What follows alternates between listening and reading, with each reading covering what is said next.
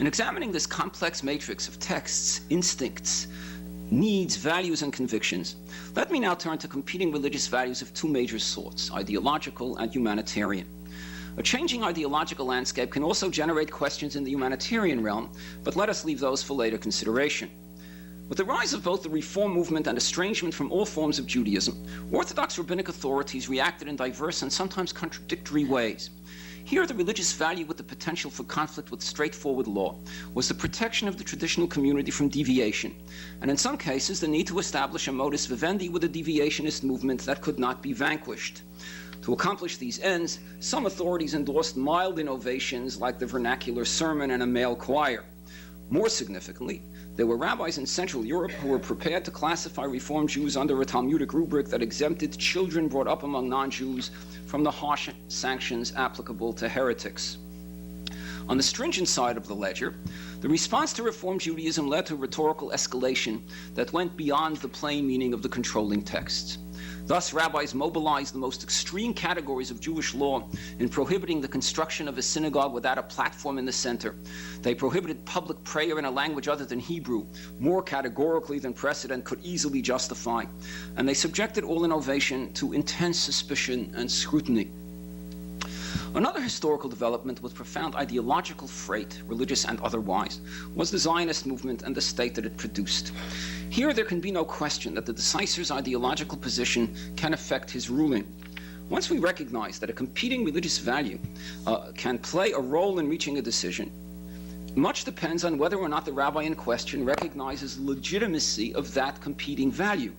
A striking example of this dynamic is Rabbi Abraham Isaac Kook's letter responding to a rabbi who opposed the strategy of effecting a formal sale of the land of Israel to a non-Jew during the sabbatical year so that Jews would be permitted to work the land. Here is a quotation.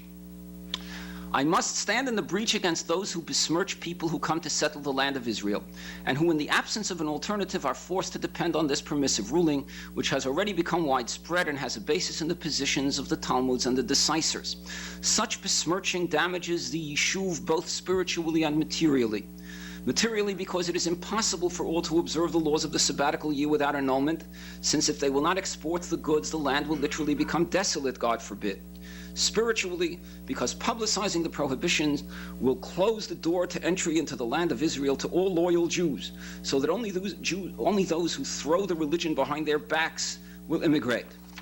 Although it is true, he concedes, that from a purely spiritual perspective, taking no account of reality, it would be better to maintain a stringent position, clear-headed people will understand the unacceptable consequences of doing so. Now, even though Rav Kook insists in this letter that by now Shuv and the new one are intertwined, so that the destruction of the latter would also destroy the former, it is clear that a rabbi who did not support the Zionist enterprise would have been far more likely to affirm the position that Rav Kook himself recognizes as preferable in the abstract. Rabbinic stance on other issues of Jewish law will also vary to a significant degree with the decisors' attitude towards Zionism and the state, though there is certainly no absolute correspondence across the board. Examples include the propriety of exempting yeshiva students from army service, returning land to Arab states or ceding it to Palestinians, and matters that should theoretically have little or nothing to do with Zionism, but operate in its penumbra, such as celebrating one day of a festival rather than two when visiting Israel, and accepting the rabbinate's ordinary kashrut supervision rather than insisting on a more stringent standard. And so we move to humanitarian values that can stand in tension with the plain meaning of legal texts. Here, too, historical developments create new situations in which such concerns become acute. Since issues of personal status tend to provide the most poignant illustrations, they will be the focus of the rest of my discussion. Several movements and crises forced Jews to face the question of whether a significant number of individuals who wanted to contract a marriage should be permitted to do so. In the case of Karaism, the procedure for marriage was essentially the same as that of Rabbinites, but the divorce document did not meet the requirements of rabbinic law. It appeared then that Karaite marriages may be valid and divorce is invalid. For those rabbinic authorities who embraced this position, a terrible consequence followed, to wit that the child of a divorced woman's second marriage would be the product of an adulterous relationship and hence essentially unmarriageable. The most plausible argument for avoiding this unfortunate conclusion is that Karaite marriages do not take effect ab initio because the witnesses are invalid, and we shall have occasion to examine this approach as we proceed. In the aftermath of the mass conversion of Jews in the crucible of late 14th and 15th century Iberia, the problem of marriageability arose in a different context generated by the law of levirate marriage. A childless converso couple would leave Spain for a location where they could observe Judaism. Upon the death of the husband, the widow would ask if she could remarry without obtaining the release called chalitza from her deceased husband's brother, a converso residing in Spain or Portugal. Any argument to permit such a marriage depended perforce on the assumption that the converso community is to be seen as a community of sinners, even of willing sinners. Thus, the original witnesses would be delegitimated, or in an even more extreme formulation, the levir would not be classified as a real brother. An extraordinary expression of the passion that swirled around this question and the role of religious and human considerations that impinged upon it appears in a remarkable outburst by a relatively obscure rabbi named Moses Kapsali, who permitted such women to remarry. Those who rule stringently, he wrote, and this is a quotation, those rabbis are agents of idolatry, whose only intention is to prevent these forced converts from worshiping God. For if these women will believe after hearing such rulings that they will be unable to marry, they will not return to the worship of God and will return to their improper path.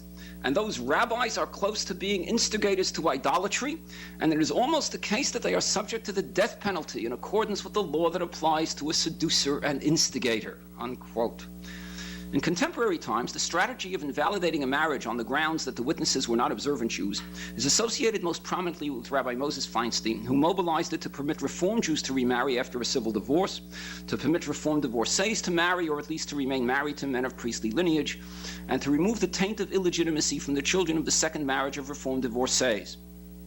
While some prominent authorities disagreed with this position, it has largely won the day as a result of its humanitarian consequences, as well, ironically, as its preservation of marriageability across denominational lines, and ironically, because the invalidating of Reform witnesses appeals to the anti-Reform ideology of traditionalist Orthodox Jews who might otherwise have resisted such a lenient decision. I would say something similar about permissive decisions regarding Ethiopian Jews based on a 16th century responsum claiming that they were descended from the tribe of Dan. Now, the historical evidence militates strongly against this position, but modern Orthodox Jews who sometimes denounce traditionalist authorities for excluding historical and other non-traditional evidence from their purview are happy to endorse this unhistorical conclusion because it serves needs with which they identify. Finally, the spectrum of positions on proper standards of conversion also reflects concerns about unity and social cohesion, and there is no question that decisors have been influenced by their various perceptions of the imperatives of national communal unity. Have rabbinic decisors then allowed their rulings to be affected by economic and communal needs, by ideological commitments, by humanitarian concerns? Of course they have.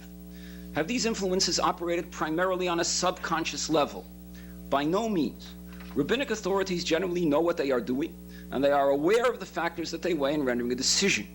On rare occasions, we can envision pressures so powerful that Herculean efforts will be exercised to bend the texts toward a predetermined conclusion.